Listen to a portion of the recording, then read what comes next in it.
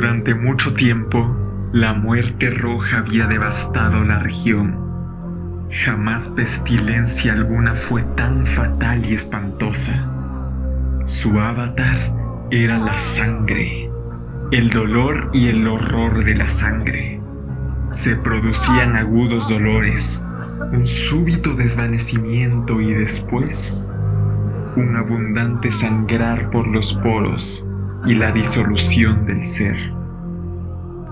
Las manchas purpúreas por el cuerpo y especialmente por el rostro de la víctima desechaban a esta de la humanidad y la cerraban a todo socorro y a toda compasión. La invasión, el progreso y el resultado de la enfermedad eran cuestión de media hora. Pero el príncipe próspero era feliz, intrépido y sagaz. Sus dominios perdieron la mitad de su población y decidió reunir a 1 millar de amigos fuertes y de corazón alegre, elegidos entre los caballeros y damas de su corte, y con ellos constituyó un refugio recóndito en una de sus abadías fortificadas. Era una construcción vasta y magnífica, una creación del propio príncipe, de gusto excéntrico pero grandioso. Rodeábala un fuerte y elevado muro, con sus correspondientes puertas de hierro. Los cortesanos, una vez dentro, se sirvieron de hornillos y pesadas masas para soldar los cerrojos. Decidieron atrincherarse contra los súbitos impulsos de la desesperación del exterior e impedir toda salida a los frenesíes del interior. La abadía fue abastecida copiosamente. Gracias a tales precauciones, los cortesanos podían desafiar el contagio. El mundo exterior, que se las compusiese como pudiese. Por lo demás, sería locura afligirse o pensar en él. El príncipe había provisto aquella mansión de todos los medios de placer. Había bufones, improvisadores, danzarines, músicos, lo bello en todas sus formas.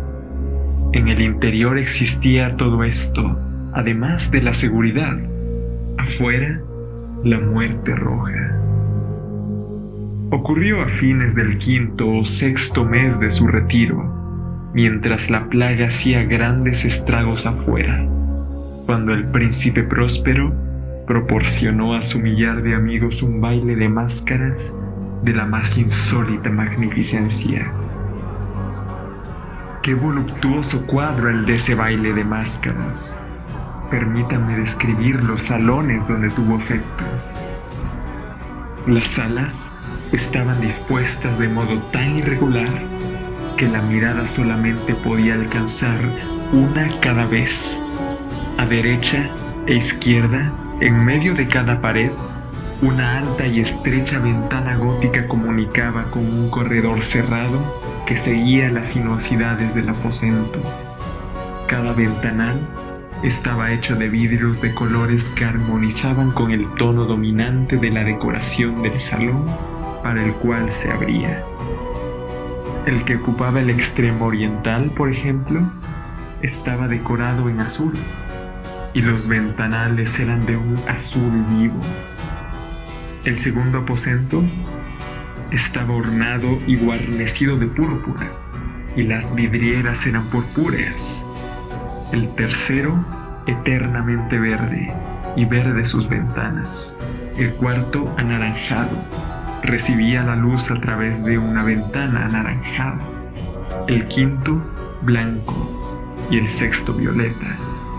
El séptimo salón estaba rigurosamente forrado por colgaduras de terciopelo negro que revestían todo el techo y las paredes y caían sobre un tapiz de la misma tela y del mismo color.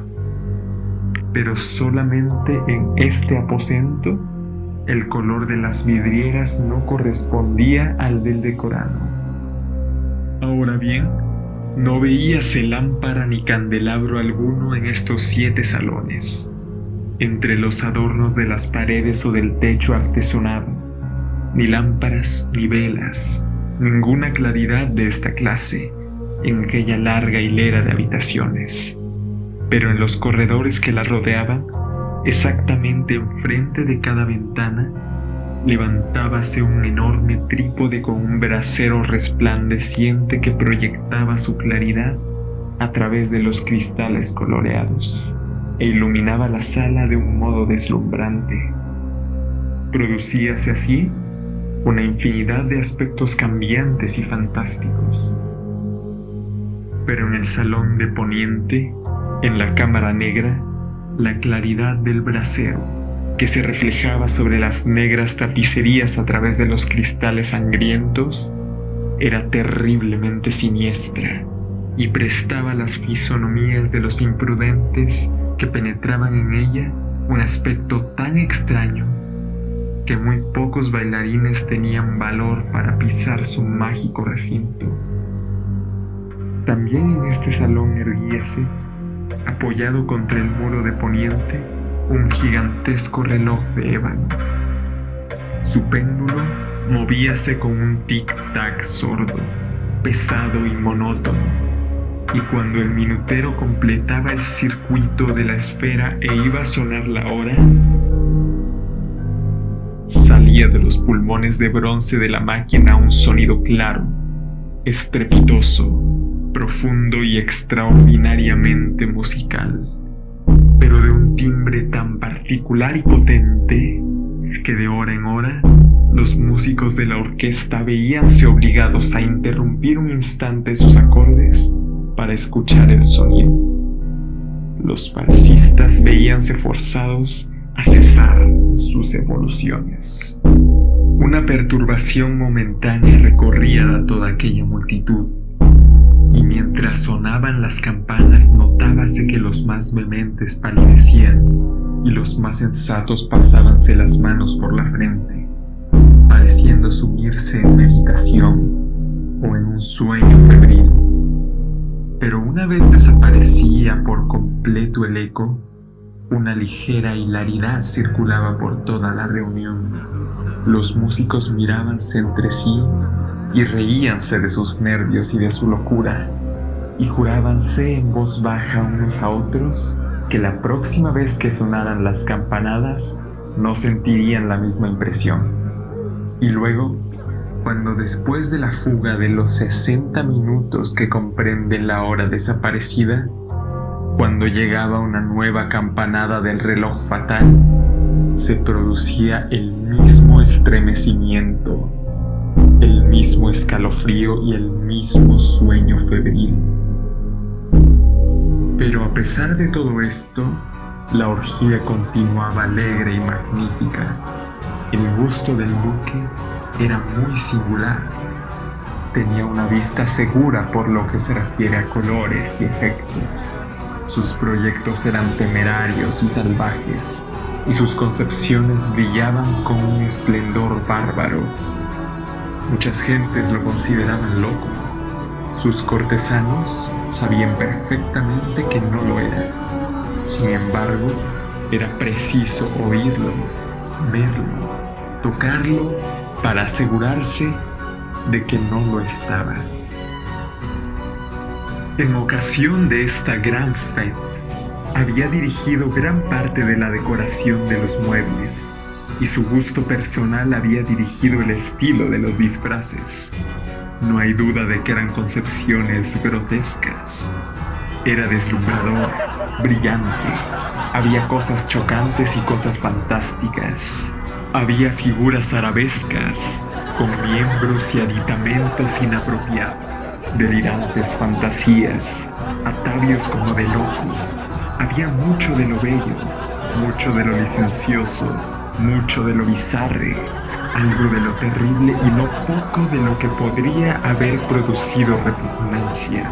De un lado a otro de las 7 salas, pavoneábase una muchedumbre de pesadilla, y esa multitud, la pesadilla, contorsionábase en todos sentidos, tiñéndose del color de los salones, haciendo que la música pareciera el eco de sus propios pasos.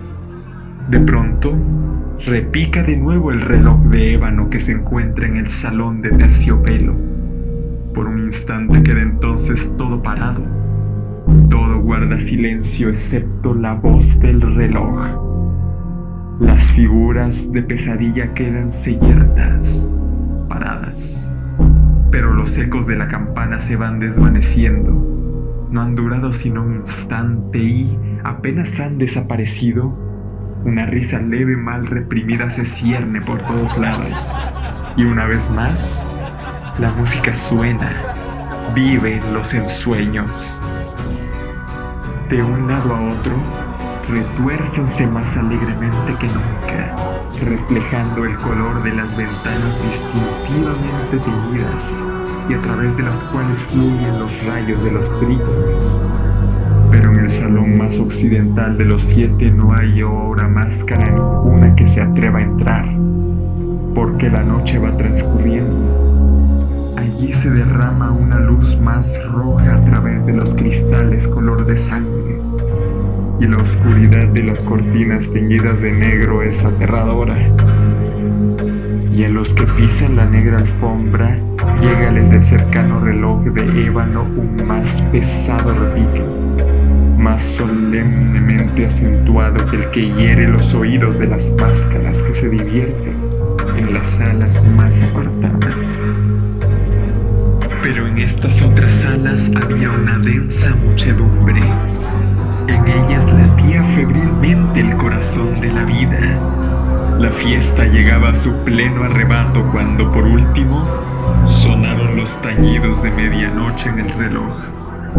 Y entonces la música cesó, como ya he dicho, y apaciguáronse las evoluciones de los danzarines. Y como antes, se produjo una angustiosa inmovilidad en todas las cosas. Pero el tañido del reloj había de reunir esta vez 12 campanadas. Por esto ocurrió tal vez que con el mayor tiempo se insinuó en las meditaciones de los pensativos que se encontraban entre los que se divertían mayor cantidad de pensamientos.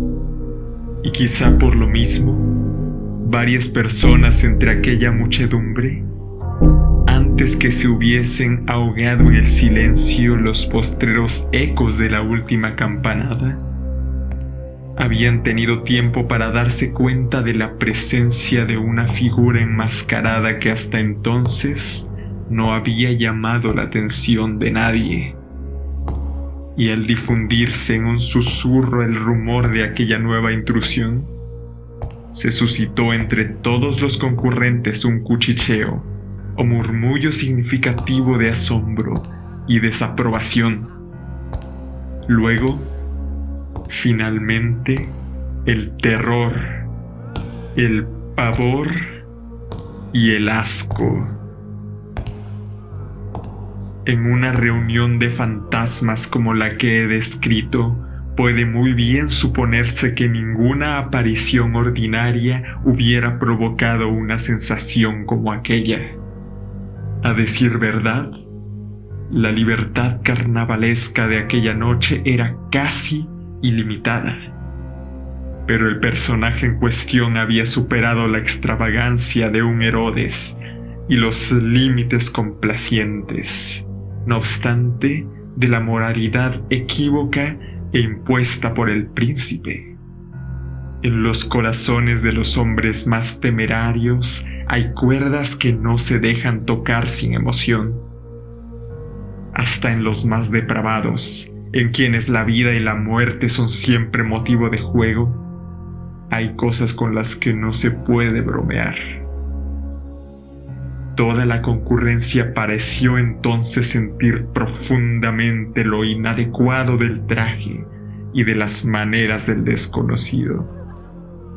El personaje era alto y delgado y estaba envuelto en un sudario que lo cubría de la cabeza a los pies. La máscara que ocultaba su rostro representaba tan admirablemente la rígida fisonomía de un cadáver que hasta el más minucioso examen hubiese descubierto con dificultad el artificio. Y, sin embargo, todos aquellos alegres locos hubieran soportado y tal vez aprobado aquella desagradable broma, pero la máscara había llegado hasta el punto de adoptar el tipo de la muerte roja. Sus vestiduras estaban manchadas de sangre y su ancha frente, así como sus demás facciones, se encontraban salpicadas con el horror escarlata. Cuando los ojos del príncipe Próspero se fijaron en aquella figura espectral, que con pausado y solemne movimiento, como para representar mejor su papel, pavoneábase de un lado a otro entre los que bailaban, y se le vio en el primer momento conmoverse por un violento estremecimiento de terror y de asco, pero un segundo después su frente enrojeció de ira. ¿Quién se atreve?, preguntó con voz ronca a los cortesanos que se hallaban junto a él. ¿Quién se atreve a insultarnos con esta burla blasfema? Apoderaos de él y desenmascararle, para que sepamos a quién hemos de ahorcar en nuestras almenas al salir el sol. Ocurría esto en la Cámara Azul, donde hallábase el príncipe rodeado de un grupo de pálidos cortesanos.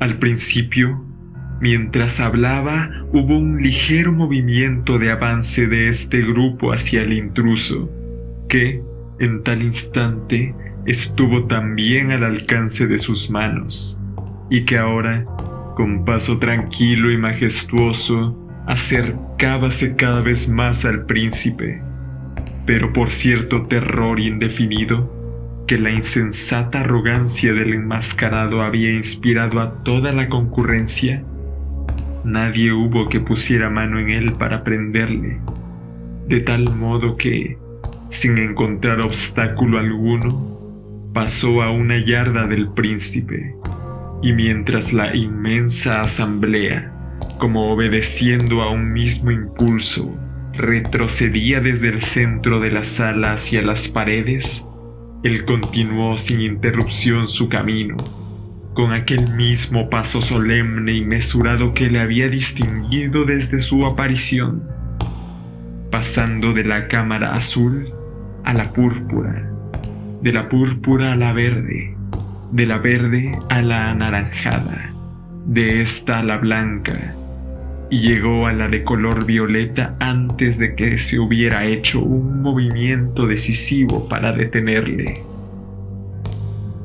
Sin embargo, fue entonces cuando el príncipe Próspero, exasperado de ira y vergüenza por su momentánea cobardía, se lanzó precipitadamente a través de las 6 cámaras sin que nadie lo siguiera a causa del mortal terror que de todo se había apoderado. Blandía un puñal desenvainado y se había acercado impetuosamente a unos 3 o 4 pies de aquella figura que se batía en retirada, cuando ésta, habiendo llegado al final del salón de terciopelo, volvióse bruscamente e hizo frente a su perseguidor. Sonó un agudo grito y la daga cayó relampagueante sobre la fúnebre alfombra, en la cual, acto seguido, se desplomó muerto el príncipe Próspero. Entonces, invocando el frenético valor de la desesperación, un tropel de máscaras se precipitó a un tiempo en la negra estancia y agarrando al desconocido, que manteníase erguido e inmóvil como una gran estatua a la sombra del reloj de ébano, exhalaron un grito de terror inexpresable, viendo que bajo el sudario y la máscara de cadáver que habían aferrado con energía tan violenta, no se hallaba forma tangible alguna. Y entonces reconocieron la presencia de la muerte roja. Había llegado como un ladrón en la noche, y uno por uno, cayeron los alegres libertinos por las salas de la orgía, inundados de un rocío sangriento, y cada uno murió en la desesperada postura de su caída. Y la vida del reloj de ébano extinguióse con la del último de aquellos licenciosos, y las llamas de los trípodes se extinguieron, y la tiniebla, y la ruina, y la muerte roja tuvieron sobre todo aquello ilimitado dominio.